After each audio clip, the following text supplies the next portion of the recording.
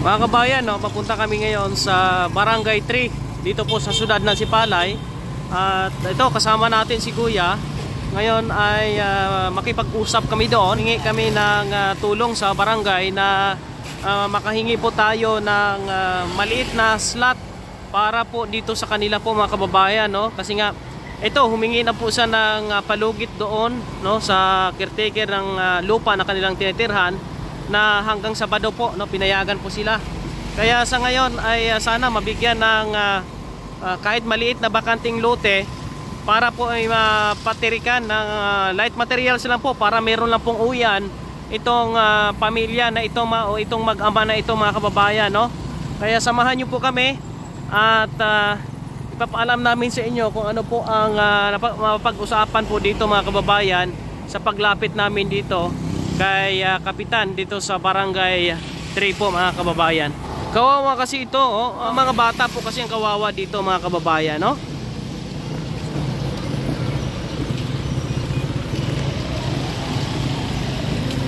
Sige, pasok. Papasok kami dito sa Barangay Hall po mga kababayan para makahingi po ng tulong. Yan po mga kabayan, nandito tayo sa Barangay 3 at kasama din po natin ngayon si Barangay Kapitan Rolando Bores.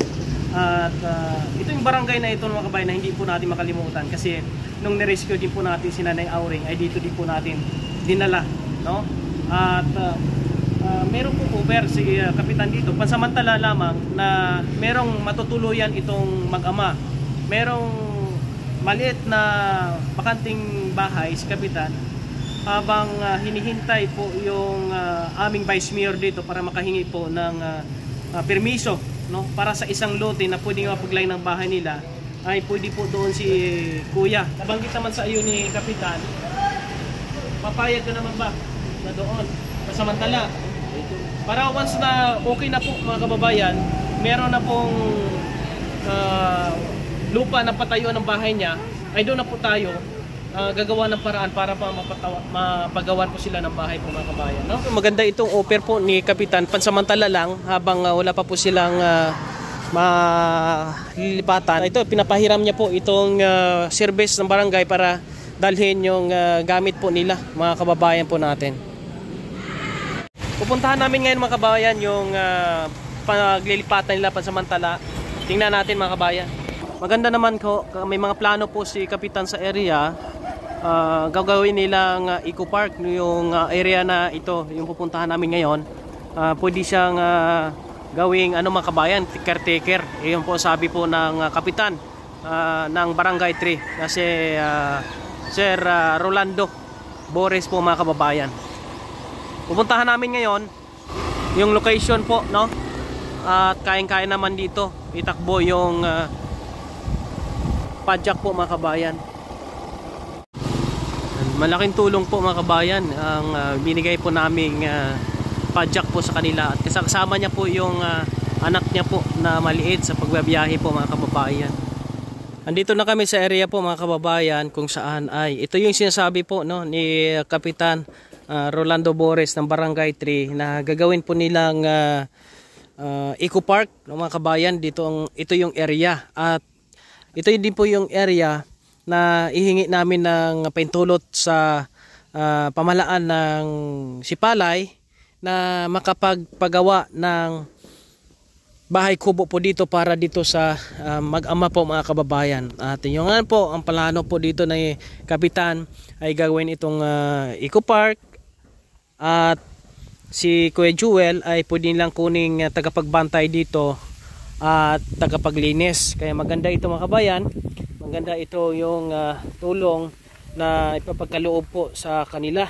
Talagang deserving talaga nila matulungan, at ito ay para po sa kanyang mga anak po mga kabayan. At nakita na natin kanina yung isang bahay kubo na maliit lang na pansamantala kapag pinaalis na sila doon ay pwede silang lumipat dyan sa bahay kubo ni Kapitan Bores pansamantala habang hinihintay pa po si Vice Mayor po mga kababayan. Kaya itong area na ito ay maganda para sa inyo. Salamat tayo kay Kapitan Boris, Rolando Bores, na napaka matulungin din sa inyo. Hindi na kayo mahirapan. Baka ito na yung simula na mabago yung buhay nyo. Pang simula na sa bagong buhay. Bagong buhay. Baka umuwi na yung asawa mo. No, pagka mayroon ka ng maayos na buhay po. Sana nga umuwi na siya para malagaan naman yung mga anak mo. Yung dalawa niyang anak mga kabayan, yung babae, si Jinjin saka si LB, nag-aaral.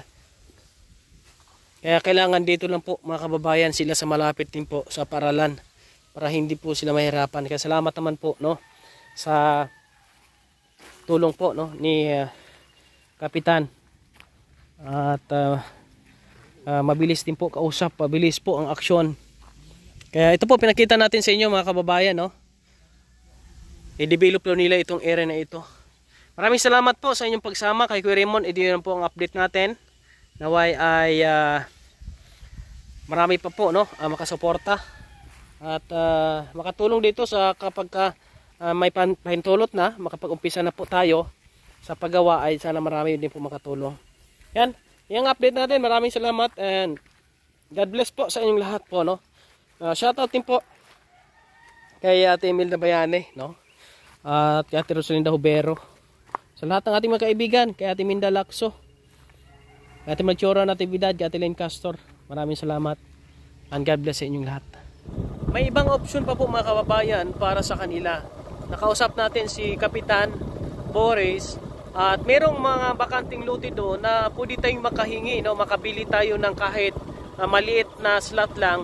Binibenta daw po ng 1,000 per square meter po mga kababayan. Kaya siguro kung may budget tayo, yun na lang siguro ang gagawin natin.